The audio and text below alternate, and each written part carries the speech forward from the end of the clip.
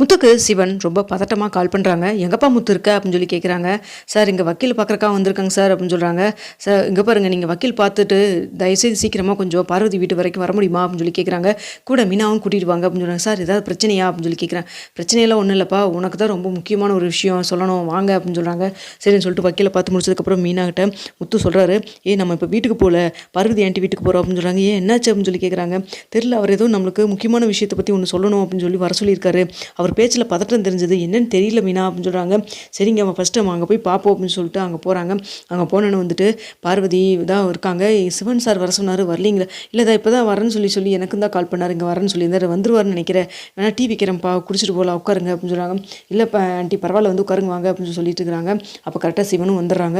வந்தோடனே சிவனை பார்த்தோன்னே, சார் வாங்க சார் அப்படின்னு சொல்லிட்டு முத்து கூப்பிட்றாங்க. ரொம்ப நேரம் காக்க வச்சுட்டனோ, நான் வந்துட்டு இந்த வீடியோ பார்த்தோன்னே எனக்கு என்ன பண்ணுறேனே தெரியல, அதான் உங்களுக்கு உடனே கால் பண்ணிவிட்டு நான் வர சொன்னேன் அப்படின்னு சொல்கிறாங்க. எந்த வீடியோ சார், எனக்கு ஒன்றும் புரியலையே அப்படின்னு சொல்கிறாங்க. ஆமாம், இப்போ உங்கள் ஃப்ரெண்டு விஷயமா தானே, நீங்கள் உங்கள் ஃப்ரெண்டு செல்வம் விஷயமா தானே இப்போ நீங்கள் போய் வக்கீலை பார்க்க போனீங்க அப்படின்னு சொல்லி கேட்குறாங்க. ஆமாம், இது எப்படி உங்களுக்கு தெரியும் அப்படின்னு சொல்லி கேட்குறாங்க. என்ன தம்பி, நீங்கள் இன்னும் இந்த வீடியோ நீங்கள் பார்த்துருக்க மாட்டீங்க, நான் இந்த யார் எடுத்தாங்க என்ன ஏதுன்னு சொல்லிட்டு ஃபுல்லாக டீட்டெயிலோடு வந்திருக்கேன் அப்படின்னு சொல்கிறாங்க.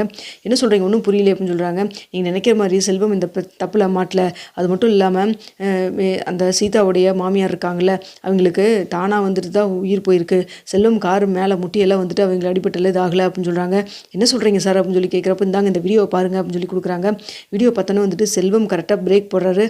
அதில் வந்து முட்டவே இல்லை, அவங்க கீழே விழுந்திருக்காங்க. ஆட்டோமேட்டிக்காக அது கரெக்டாக கீழே விழுவும். செல்வம் கார் கரெக்டாக வந்து கொண்டு வந்து பிரேக் போடவும் அவங்களுக்கு டக்குன்னு வந்துட்டு உடம்பு ஆல்ரெடி வந்து உடம்பு சரியில்லாமல் இருந்ததுக்கும் அந்த கார் மேலே மோதிருச்சான்னு சொல்லிட்டு அந்த அதிர்ச்சியில் தான் அவங்களுக்கு உயிர் போயிருக்கு. அது தெளிவாக ஒரு வீடியோவில் ரெக்கார்ட் ஆகிருக்கு. அங்கே வந்துட்டு வந்து சோசியல் மீடியாவில் வீடியோ எடுக்கிறவங்க அங்கே இப்போ வந்து வீடியோ ரீல்ஸ் எடுத்துகிட்டு இருந்திருக்காங்க. அப்போ தான் கரெக்டாக இந்த இது எதேச்சியாக வந்து இந்த கேமராவில் வந்து ஷூட் ஆகிருக்கு. இதை அவங்க வந்து சோசியல் மீடியாவில் போடவும் சரி வந்து சிவம் இந்த வீடியோவை பார்த்துட்டு அவங்க உடனே வந்துட்டு யார் என்னன்னு சொல்லிட்டு விசாரித்து அவங்க வீட்டுக்கே போயிட்டு அந்த சோர்ஸை வாங்கியிருக்காங்க. அது மட்டும் இல்லாமல் நெட்டில் இதெல்லாம் போட வேண்டாம்ப்பா அப்படின்னு சொல்லிட்டு போடாமல் வந்து ஆல்ரெடி வந்து லைவ் பண்ண வீடியோவை அவங்க பிளாக் பண்ணியும் வச்சுருக்கிறாங்க. இதை கேட்டோன்னு வந்துட்டு முத்து வந்து சொல்கிறாங்க, சார் ரொம்ப நல்ல காரியம் பண்ணியிருக்கீங்க சார், ரொம்ப தேங்க்ஸுங்க சார் அப்படின்னு சொல்லிட்டு இருக்கிறாங்க. அப்போ மீனா சொல்கிறாங்க, அப்போ வந்துட்டு செல்வமண்ணா வந்து வண்டியில் அவங்க படலையா அப்படின்னு சொல்லி கேட்குறப்போ, மீனா நீ தான் பார்க்குறல்ல வீடியோவில் தெளிவாக இருக்கல, அப்புறம் என்ன அப்படின்னு சொல்கிறாங்க. உடனே நம்ம இதை கொண்டுட்டு போய் அருண்கிட்ட கொடுக்கணும். அது மட்டும் இல்லாமல் இன்ஸ்பெக்டர் சொல்லி எப்படியாவது செல்வத்தை வெளில எடுக்கணும், ரொம்ப கஷ்டமாக இருக்குது. செல்வமுடைய மனைவி வந்து எவ்வளோ தூரம் கஷ்டப்பட்டு காலையில் அழுதுட்டு போனாங்க பார்த்தில்ல, பாப்பாவும் ரொம்ப ஃபீல் பண்ணல அப்படின்னு சொல்கிறாங்க. ஆமாம்ப்பா, அதான்ப்பா அவங்க குடும்பமே பாதிக்கும்னு சொல்லி தான் உடனே உங்களுக்கு கால் பண்ணேன் அப்படின்னு சொல்கிறாங்க.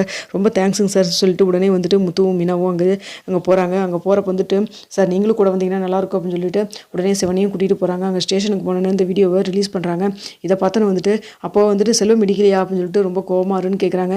அதான் இந்த வீடியோவை பார்க்குறீங்கல்ல, யாராவது ஆளை வச்சு நாங்கள் வந்துட்டு கூட்டிகிட்டு வந்து சாட்சி சொன்னால் கூட நீங்கள் பொய்யா சொல்கிறீங்கன்னு நினைக்கலாம், ஆனால் வந்துட்டு இதான் ப்ரூஃபே இருக்கே, அப்புறம் என்ன இந்த எவிடன்ஸ் வச்சு நீங்கள் கண்டிப்பாக வந்துட்டு செல்வத்தை வெளில விடுங்க அப்படின்னு சொல்கிறாங்க. அப்போ இன்ஸ்பெக்டர் கரெக்டாக அப்போ தான் ரவுண்ட்ஸ் போயிட்டு வராரு. என்னாச்சு அப்படின்னு சொல்லி கேட்குறாங்க. அப்போ செல்வம் விஷயமா இப்படி பேசுகிறாங்கன்னு சொல்லிட்டு அந்த வீடியோவும் காமிக்கிறாங்க. அப்போ பார்த்தோன்னு வந்துட்டு, அப்படியா செல்வத்து மேலே தப்பு இல்லையா அப்படின்னு சொல்லிட்டு இருக்கிறாங்க.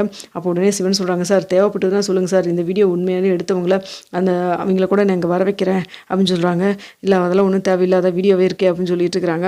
அடுத்த செல்வத்தை வந்துட்டு ரிலீஸ் பண்ணுறாங்க. இதை பார்த்துட்டு இருக்கிற அருணுக்கு மனசில் அப்போ வந்துட்டு பகதாக இருக்குது. அப்போ சொல்கிறாங்க, சார் இதெல்லாம் வந்துட்டு ஃபேக்காக கூட இருக்கலாம் அப்படிங்கிற மாதிரி வந்துட்டு அருண் சொல்கிறாங்க. அதான் எவிடன்ஸோடு வந்து சொல்கிறாங்க. அது மட்டும் இல்லாமல் இந்த வீடியோ எடுத்தவங்களே வந்து கூப்பிட்றேன்னு சொல்கிறாங்கல்ல அப்படின்னு சொல்கிறாங்க.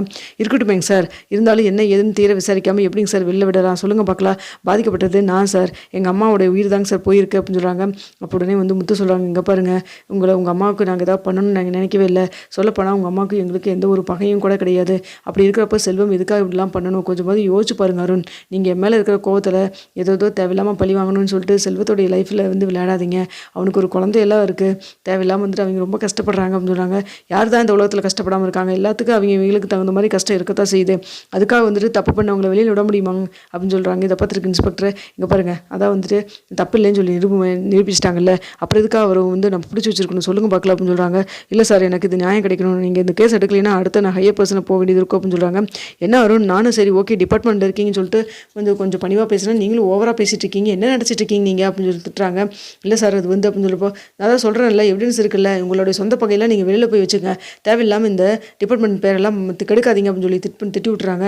அம்மா இறந்துட்டாங்க, சோகத்தில் இருக்கீங்கன்னு பார்க்குறேன், இல்லைன்னா உங்களுக்கு சஸ்பெண்ட் கொடுக்க வேண்டியது இருக்கும். என் பேச்சை மாரி நீங்கள் பேசிகிட்டு இருக்கீங்க அப்படின்னு சொல்லி திட்டி விட்டுறாங்க.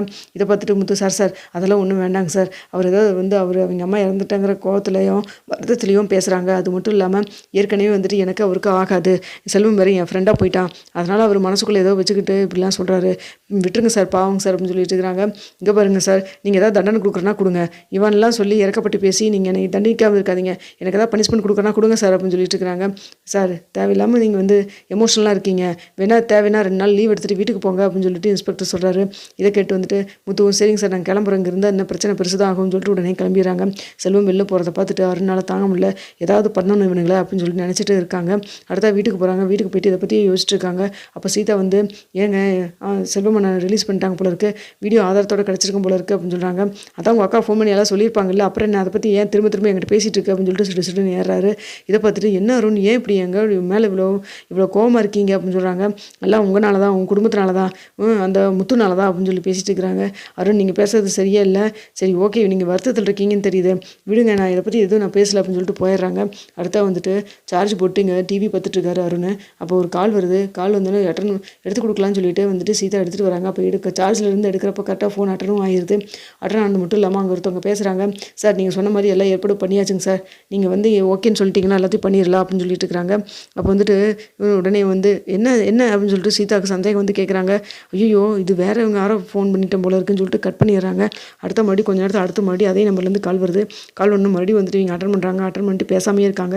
அவங்க வந்துட்டு சார் நான் தாங்க சார் பேசுகிறேன், நீங்கள் சொன்ன மாதிரியே முத்துவுக்கு ஆக்சிடென்ட் பண்ணுற மாதிரி எல்லாத்தையும் வந்து நாங்கள் ரெடி பண்ணிட்டோம் அப்படின்னு மட்டும் சொல்லிடுறாங்க. இதை கட்டன்னு வந்துட்டு சீதா ஃபோனை கட் பண்ணிவிட்டு வேகமாக வெளில போகிறாரு. வெளில போனோன்னா என்னங்க பண்ணிட்டு இருக்கீங்க அருண் அப்படின்னு சொல்லி கேட்குறாங்க.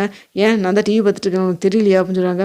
டிவி பார்க்குறதெல்லாம் இருக்கட்டும், இந்த வேலையில் எப்போ நீங்கள் கற்றுக்கிட்டு இருக்கீங்கன்னு எனக்கு ஒன்றும் புரியல அப்படின்னு சொல்கிறாங்க. எந்த வேலை எனக்கு ஒன்றும் புரியல அப்படின்னு சொல்கிறாங்க. என் மாமா மேலே கோவம் இருக்கலாம், அதுக்காக வந்துட்டு ஆளை வச்சு அவங்க தீர்த்து கட்டுற அளவுக்கு போயிட்டீங்களா நீங்கள் அப்படின்னு சொல்கிறாங்க. என்ன சொல்கிறேன் எனக்கு ஒன்றும் புரியலையே அப்படின்னு சொல்லிட்டு சடால் எந்திரிக்கிறாங்க. என்ன அருண் ஒன்றும் தெரியாத மாதிரி இருந்தால் நான் வந்துட்டு இதை நம்பிடுவேன்னு நினைக்கிறீங்களா? இப்போ தான் நீங்கள் ஆள் செட் பண்ணிங்களா, அவங்க உங்களுக்கு கால் பண்ணியிருந்தாங்க, ஃபோன் சார்ஜ் போட்டிருந்தாங்க, உங்கள்கிட்ட ஃபோன் எடுத்து கொடுக்கலாம் தான் வந்தேன். அது எதேச்சியாக கரெக்டாக வந்துட்டு ஃபோன் வந்து கரெக்டாக நான் அட்டன் பண்ணிட்டேன்.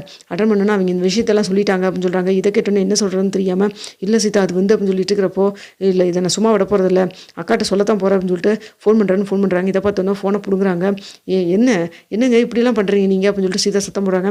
சீதா சொன்னால் கேளு, கொஞ்சம் அமைதியாக இரு, எனக்கும் முத்துக்கு இருக்கிறது பெரிய சண்டை கிடையாது, பகை, அவனை சும்மா விட போகிறதில்ல, எங்கள் அம்மா இப்படி பண்ணிட்டான்ல, அவனை சும்மா விட்றதா சொல்லு பார்க்கல, எங்கள் அம்மா உனக்கு இத்தனை நாள் வரைக்கும் ஏதாவது கெடுதல் பண்ணியிருக்காங்களா, எங்கள் அம்மா மேலே கொஞ்சமாவது உனக்கு பாசம் இருந்தால் நீ இது மாதிரிலாம் பண்ண மாட்டே அப்படின்னு சொல்கிறாங்க. எங்கள் பாசம் இருக்கத்தாங்க செய்யுது, அதுக்காக வந்துட்டு மாமா அவன் தப்பே பண்ணாதவரை தண்டிக்கிறது ரொம்ப தப்பாக இருக்குங்க அப்படின்னு சொல்கிறாங்க. ஏன் இப்போ உனக்கு நீ கூட வந்துட்டு உங்கள் மாமா கிட்ட பேசாமல் தான் இருக்க, அவர் தப்பு பண்ணிட்டான்னு சொல்லிட்டு, அப்புறம் என்ன அவருக்கு சப்போர்ட் பண்ணிட்டு இருக்க, என்ன எங்களுக்கு முன்னாடி நீ நடிக்கிறியா அப்படின்னு சொல்லி கேட்குறாங்க. அருண் நீங்கள் இப்படிலாம் பேசுறது தப்பாக இருக்குதுங்க அருண் அப்படின்னு சொல்லிட்டு இருக்கிறாங்க.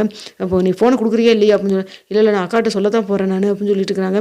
சொன்னால் கேட்க மாட்டேன்னு சொல்லிட்டு சட்டுன்னு அடிச்சிடுறாரு. அருண் நீங்கள் ரொம்ப தப்பு பண்ணுறீங்க, என் மேலேயே அடிக்கிறீங்களே, கை நீட்டுறீங்க, மாமாவுக்கு வந்துட்டு உயிர் போகிற அளவுக்கு ஏதோ தப்பு பண்ண ட்ரை பண்ணுறீங்க, உங்களை நான் சும்மா விட போகிறதில்ல, இனிமேல் இந்த வீட்டில் இருக்க போகிறது கிடையாது, நான் கிளம்புறேன் அப்படின்னு சொல்கிறாங்க.